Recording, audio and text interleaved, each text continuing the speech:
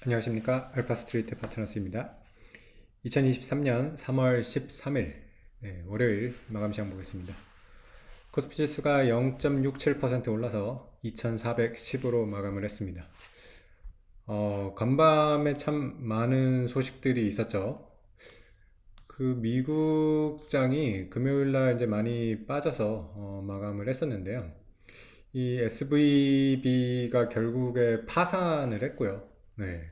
이게 주가가 빠지고 그 다음날에 이제 파산을 했어요. 그래서 정말 이것도 꽤 충격적이었는데, 또 주말 사이에 그래서 미국 이제 재무부나 연준이 모여가지고 열심히 또 이제 대책을 논의를 한 것 같습니다.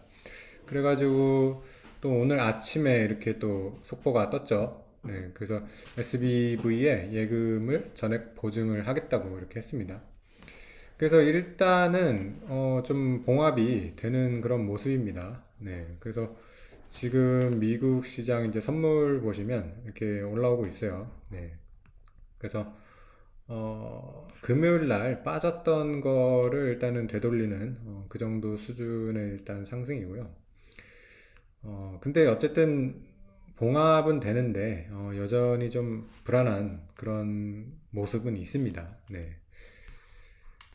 그래서 어쨌든 코스피 같은 경우도 오늘 참 많이 움직였는데요. 네. 아침에 이제 뭐 한 10시 반 이 정도 때 이제 저점을 보시면 거의 1% 가까이 빠졌어요. 그래서 2369까지 이제 빠졌었고요. 2369는 이제 최근 들어가지고 거의 제일 저점이었습니다. 네. 그래서 그렇게 저점을 갔다가 그래도 이제 장이 마무리 될 때까지 이렇게 쭉 다시 올리면서 결국에는 2410, 네, 2400대에서 이렇게 마감을 했습니다. 수급을 보면 외국인은 거의 뭐 중립적이었고요. 뭐 그렇게 특별히 사지도 않았습니다. 뭐 팔지도 않았고요. 그래서 170억 이렇게 매수로 잡혔고요. 그 다음에 이제 기관 같은 경우는 3천억 매수를 하면서 기관이 이제 좀 샀던 것 같고요. 개인 같은 경우는 오늘 3천억 정도 이렇게 팔면서 아무래도 리스크에 대한 좀 대비를 하는 것 같습니다. 네, 그래서 참 이렇게 참 상황이 이렇게 급박하게 또 바뀌네요. 보면 네, SBV가 막 파산을 했다가 또 연준 재무부가 이렇게 개입을 해가지고 다시 또 봉합을 하고 이런 상황이 지금 거의 뭐 한 이틀, 3일 만에 이렇게 발생한 일이거든요. 네. 어쨌든 근본적인 원인은 계속 이렇게 연준이 급하게 금리를 많이 올렸죠. 네. 거의 일단 금리를 이렇게 올린 폭도 굉장히 컸고요. 지금 거의 뭐 5% 가까이 되다 보니까요. 지금 기준금리가 벌써 4.75죠. 네, 거의 제로금리 상태에서 이 정도까지 1년도 안 되는 시간에 이렇게 올리다 보니까 이렇게 부작용이 나올 수밖에 없었던 것 같아요. 그래서 미국의 어떤 이제 은행, SVB 같은 경우는 미국의 이제 16위 규모였다고 합니다. 이 정도 되는 은행이 막 파산을 하고 그러다 보니까 아무래도 금융 시스템에 대한 위험이 조금씩 이제 나오고 있는 그런 상황이다 보니까 좀 걱정은 되는 것들이 있습니다. 네. 어쨌든 일단은 요거는 뭐 이렇게 연준의 개입으로 좀 봉합은 된 상황이고요. 채권 금리가 그러다 보니까 굉장히 많이 빠졌어요. 보면 우리나라 같은 경우는 지금 3.3대까지 왔고요. 미국 10년물이 3.6대까지 이렇게 떨어졌고요. 2년물도 정말 많이 빠졌죠. 이게 5점 거의 뭐 1% 가까이 가던 게 지금 4.4입니다. 지금 채권 시장을 봤을 때는 연준의 이제 금리 인상은 거의 뭐 물 건너갔다고 이렇게 보는 것 같아요. 아마 뭐 이번 달에 0.25, 요 정도는 뭐 한번 할 수도 있겠지만은 이거 계속 금리를 올릴 수 있겠나 이런 생각이 지금 강하게 드는 것 같습니다. 2년물 같은 경우는 지금 4.4라는 거는 이번에 만약에 올리더라고 그래도 이거 조만간에 다시 금리 인하가 될 거라고 지금 이렇게 생각을 하는 것 같고요. 우리나라 같은 경우도 지금 기준금리가 3.5인데 우리나라 3년물이 이미 3.5 밑으로 떨어졌습니다. 지금 3.4거든요. 그래서 우리나라 같은 경우도 아마 기준금리 인상은 거의 이제 힘들 거로 보이고요. 조만간에 이제 오히려 인하 얘기가 나오지 않을까 뭐 그런 생각이 듭니다. 그래서 어쨌든 금융시장이 이제 금리에 대해서 굉장히 부담을 느끼고 있었는데, 이렇게 금리가 떨어질 수 있겠다라는 거는 뭐 이것만 봤을 때는 사실은 호재죠. 이걸로만 봤을 때는 호재인데, 어, 예전에 이제 리만 브라더스나 이런 기억들이 조금씩 있어요. 그때도 보면 뭔가 이렇게 봉합이 되는 것 같다가도 계속해서 우리가 알지 못했던 곳에서 막 이렇게 문제가 터져 나온단 말이죠. 그래서 그런 불안감이 계속 있을 수밖에 없는 것 같습니다. 지금 이 SVB가 일단은 봉합이 됐다 그래도 또 어딘가에서 뭔가 문제되는 데가 없을까? 이런 지금 우려는 있는 것 같습니다.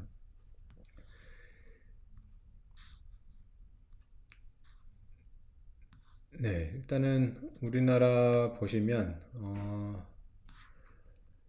주 종목 한번 네, 보시겠습니다.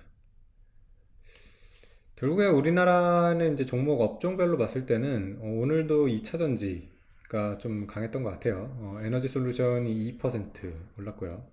LG화학이 1.5% 올랐고요. 에코프로비엠이 거의 5% 가까이 올랐습니다. 그리고 포스코 같은 경우도 2% 이렇게 올랐고요. 포스코홀딩스 같은 경우는 뭐 아직까지는 뭐 철강주라고 하지만은 지금 리튬 광산이나 이런 거를 개발을 하고 있어가지고 조만간에 아마 이제 2차 전지 쪽으로 많이 갈 수 있는 그런 기업일 것 같아요. 그러다 보니까 넓게 보면 또 2차 전지 쪽으로 이제 볼 수가 있고요. 네. 어쨌든 이런 종목들이 좀 많이 올랐고요. 삼성전자 같은 경우는 0.8% 오르면서 뭐 지수 정도 올랐던 것 같습니다. 그리고 또 카카오랑 하이브가 좀 많이 올랐네요. 카카오가 4%, 하이브가 3% 정도 이렇게 올랐죠. SM 인수가 너무 좀 그 약간 승자의 저주, 네, 돈을 너무 많이 쓰는 거에 대해서도 우려가 있었는데 어느 정도 지금 좀 자제를 하는 그런 상황으로 또 가는 것 같아요. 좀 합의를 하고 그래서 그래서 이제 일단은 카카오나 하이브가 오늘 좀 올랐고요. 네. 그리고 현대차 그룹도 뭐 조금 지수 정도 이렇게 오른 것 같습니다. 네, 그래서 오늘 참 뭐 우리나라 증시 이렇게 변동폭이 컸었는데 오전에 이렇게 빠지다가 결국에는 이렇게 플러스로 돌리기는 했습니다. 근데 우리나라 지금 경제 오늘 또 뭐 뉴스 나온 거를 봤을 때는 역시 우리나라도 지금 만만치는 않습니다. 네, 3월 이제 1일부터 10일까지 이제 수출 데이터가 나왔는데요. 보시면 이게 이제 관세청 자료인데 이렇게 10일마다 이렇게 나옵니다. 그래서 참 빨리 나와요. 3월 10일까지 이제 결과인데 무역 적자가 50억 달러가 나왔어요. 네, 그래서 또 많이 나왔죠 보면 이게 10일인데 50억 달러 좀 심한 것 같아요. 그래서 참 보면 이 수출이 진짜 계속 안 좋네요. 보면 지금 보면 반도체 수출이 마이너스 41%, 네. 그리고 무선통신기기도 마이너스 32%입니다. 그래서 계속 이 수출이 안 좋고 이게 지금 올라올 지금 생각을 못하는 그런 상황이고요.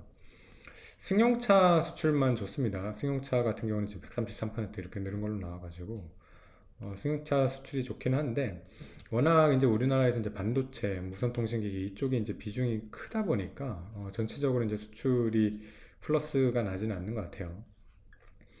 반면에 이제 수입 같은 경우는 줄지를 않습니다. 보면 수입이 보면 1년 전보다 오히려 2.7% 증가를 했죠. 이게 수입 같은 경우도 보면 그 좀 더 이제 자세한 그 통계를 보면 대만 쪽에서 이제 수입이 많이 늘었어요.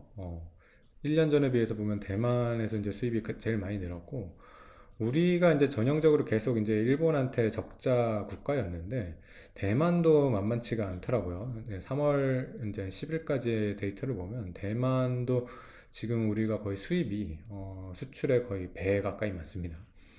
이거 아무래도 이제 삼성전자의 이런 칩 경쟁력의 저하 이런 것들이 영향이 있는 것 같아요. 지금 삼성 갤럭시조차도 TSMC 칩을 쓰고 있죠. 네, 그러다 보니까 대만 쪽에서 이제 수입도 많이 늘고 그러다 보니까 계속해서 이렇게 수출입 데이터는 안 좋게 나오고 있습니다. 네, 이런 것들이 좀 돌아서야지 우리나라 좀 코스피가 힘을 받을 수 있을 것 같은데요. 네, 아직까지는 뭐 계속 이렇게 안 좋은 모습이 나오고 있습니다. 네, 어쨌든 뭐 지금 미국 선물이 이렇게 좀 오르고 있어서 다행이긴 합니다. 어쨌든 뭐 이런 미국이 좀 잘 수습이 돼가지고 어느 정도 이 반등장이 좀 며칠이라도 지속이 돼야 될 것 같아요. 이게 또 하루 이렇게 했다가 바로 다시 떨어지면 이게 전형적인 이제 하락장이거든요. 그래서 지금 일단 이 반등, 요게 하루짜리가 아니기를 네, 좀 그렇게 간절히 바라봅니다. 네, 오늘 시황은 여기까지 하겠습니다. 감사합니다.